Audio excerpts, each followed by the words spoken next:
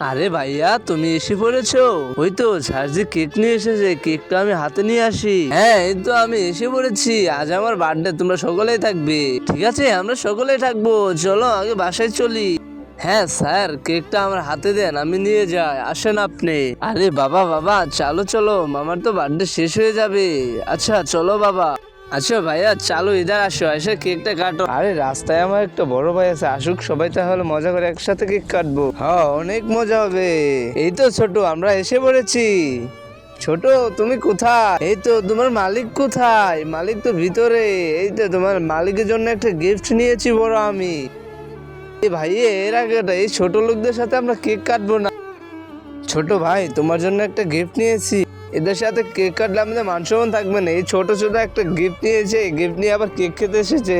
আরে না, এর ভিতরে অনেক বড় একটা গিফট রয়েছে, গিফটটা নাও তুমি। আরে না না ভাইয়া, এটা নেওয়া যাবে না, এটা আমি ফেলিয়ে দিই। কফি দিয়ে বার্থডে। আরে ওয়াও, কফি থেকে তো একটা মোটর সাইকেলের চাবি বেরিয়েছে। এই তো ছোট, তোমার জন্য একটা মোটর সাইকেল নিয়ে এসেছিলাম, তুমি বুঝলে না। এই তো ছাড়, বড় স্যার আপনার জন্য একটা মোটর বাইক নিয়েছে, অনেক সুন্দর। হ্যাঁ ঠিক আছে বড় স্যার, চলো এই মোটর বাইকটা আমাদের বড় স্যারকে দিবে। চলো এখন।